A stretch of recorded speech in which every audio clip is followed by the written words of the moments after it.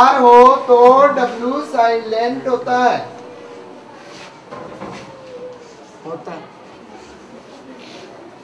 जैसे हो जाता है, लेकिन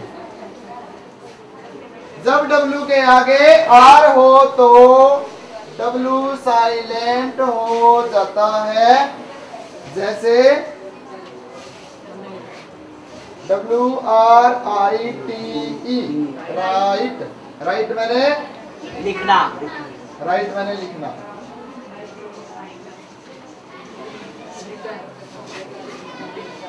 WRITE, राइट मैंने लिखना।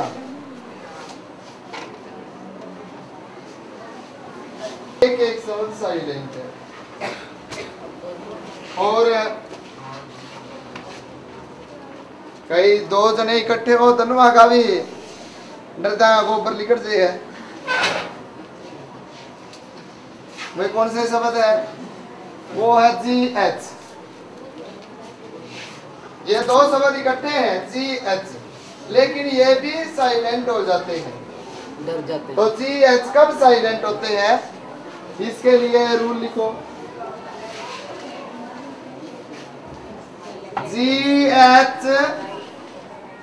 GH के आगे T हो,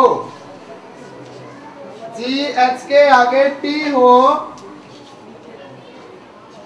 GH के आगे T हो तो GH साइलेंट, तो GH साइलेंट हो जाते हैं, साइलेंट रहता है।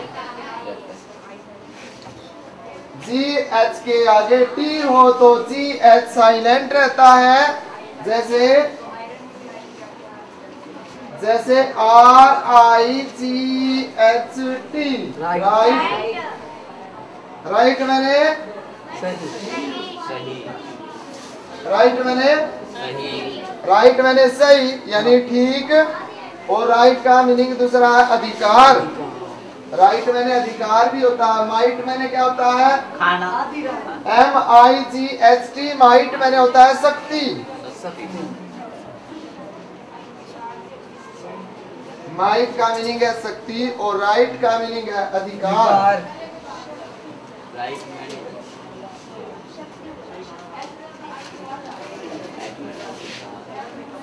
और GH का अब यही खत्म नहीं हुआ है। GH एक तो T को देख के साइलेंट होता है,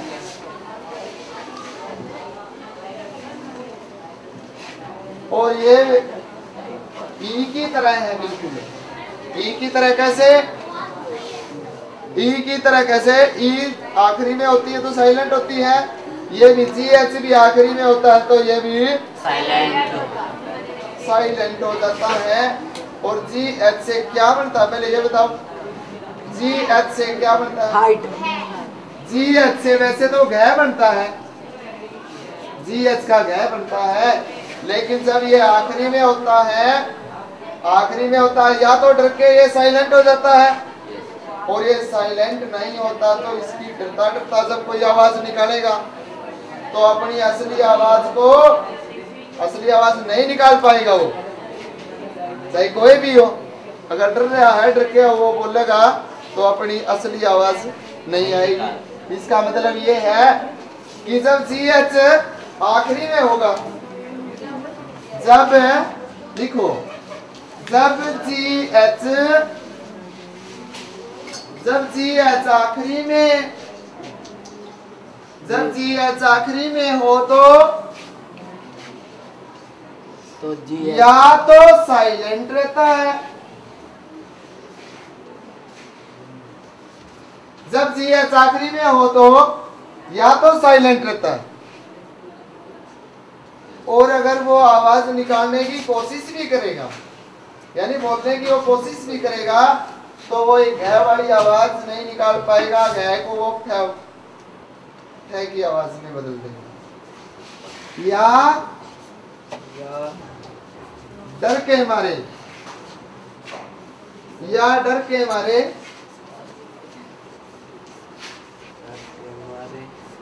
है बन जाता है, या डर के मारे है बन जाता है।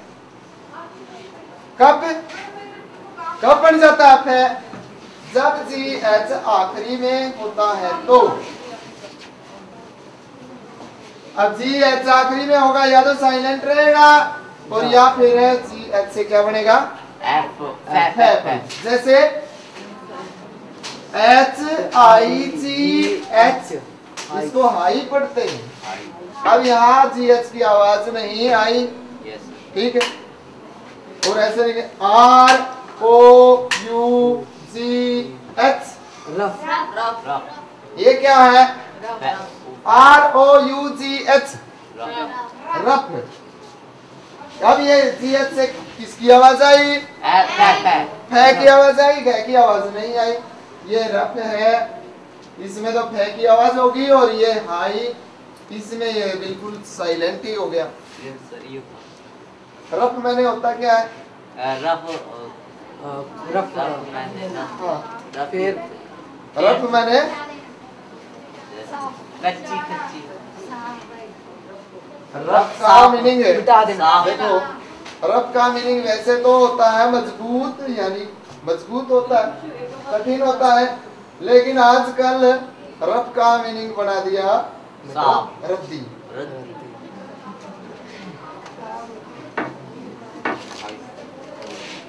आई साइलेंट कब होती है, आई साइलेंट, आई से ई की मात्रा लगती है, लेकिन वो ई की मात्रा कब नहीं लगती, जब आई के आगे आर हो, जब आई के आगे आर हो तो आई साइलेंट हो जाता है, तो आई साइलेंट हो जाता है। जब आई के आगे किसी भी स्पेलिंग में आर आ जाएगा तो आई से ई की मात्रा नहीं लगेगी। जैसे एस आई आर, इसको क्या पढ़ते हैं सर, अगर ई की मात्रा लगती तो ये क्या पढ़ा जाता, सिर, लेकिन सिर नहीं पढ़ा जाता, ये सर पढ़ा जाता है। तो इसका मतलब यह हुआ कि आई साइलेंट हो गई। ऐसे लिखे F I R M, firm, ये पढ़ा जाएगा फर्म। समझ में आई आपके, आई कब साइलेंट होती है, यानी कि आई की मात्रा कब नहीं लगती, जब आई के आगे आर होता है तो आई साइलेंट हो जाता है, आई साइलेंट हो जाती है, यानी कि आई से फिर मात्रा नहीं लगती।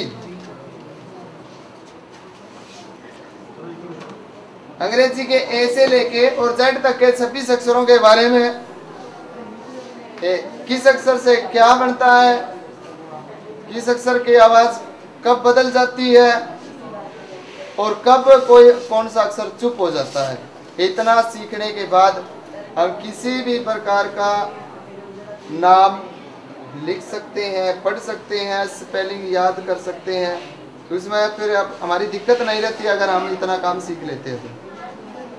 तो ये जितना भी आपको पढ़ाया उसको आप ने रिवीजन करनी है, और ज़्यादा ग्रामर की नॉलेज के लिए ये जो हमारी बुक है नोलिया इंग्लिश ग्रामर, ये मेरी खुद की तैयार की गई किताब है,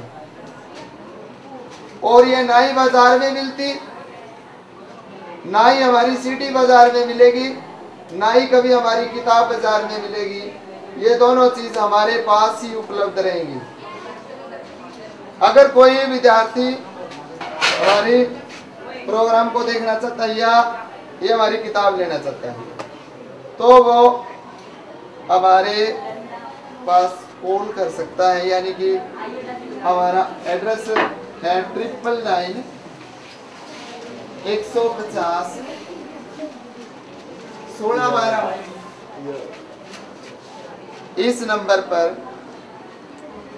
आप कभी भी कॉल करके किताब के बारे में या सीडी के बारे में संपर्क कर सकते हैं। और एक बात और, भाई हमारी किताबों से और हमारे प्रोग्रामों से जो भी इनकम होती है वो सारी की सारी इनकम वो मानवता की सेवा में लगा दी जाती है। यानी कि किताब से जो प्रॉफिट होता है, जो भी किसी प्रोग्राम से, टीचिंग प्रोग्राम से हमारा जो फायदा होता है, वो सारे का सारा वो मानवता की सेवा में ही लगाया जाता है। हमारा उद्देश्य यही है कि हमारा समाज शिक्षित हो। ठीक, अगर किसी विद्यार्थी के कभी जीवन में कोई आर्थिक समस्या आ जाती है, हम ये तो नहीं कहते कि हम उसका पूरा सहयोग करेंगे, लेकिन जितना हो सकेगा उतना सहयोग हम जरूर करेंगे।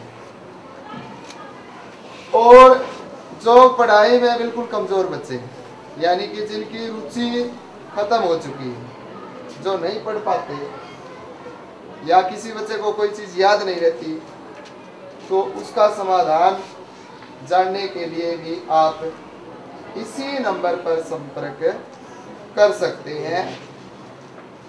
अब हमारा प्रोग्राम समाप्त होता है। जय हिंद।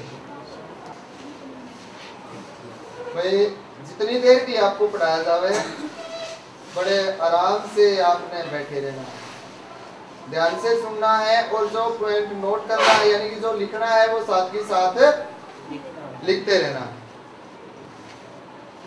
ग्रामर के 3 भाग होते हैं। ग्रामर के 3 भाग होते हैं। पहला भाग होता है बेसिक ग्रामर। पहला कौन सा भाग होता है? Basic grammar. Basic grammar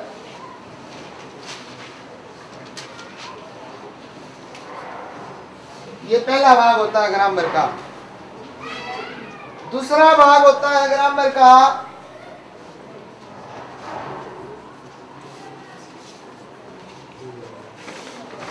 functional grammar, और तीसरा भाग ग्रामर का होता है कंपोजिशनल ग्रामर। ये 3 भाग ग्रामर के होते हैं। तो जिसने भी ग्रामर सीखनी है उनके लिए सबसे जरूरी होता है, सबसे पहले बेसिक ग्रामर जरूरी होती है। बेस का क्या अर्थ होता है? बेस होता है किसी भी चीज का आधार। जैसे कि हम कोई कमरा बनाते हैं तो सबसे पहले उसकी नींव की धरती की में खुदाई करते हैं हम, फिर उसकी चिनाई करते हैं, पहले खोदो, फिर उसकी चिनाई करो, फिर उसके ऊपर लैंटर लगा दिया जाता है और कहते हैं कि ये उसकी नींव रख दें। तो नींव कमरे का आधार है, और नींव तैयार होने के बाद समझो कि उस कमरे का वो बेस तैयार हो गया। इसी तरह ग्रामर में है, जब हमारा ये बेसिक ग्रामर तैयार हो जाती है तो हमारे जो नींव है वो मजबूत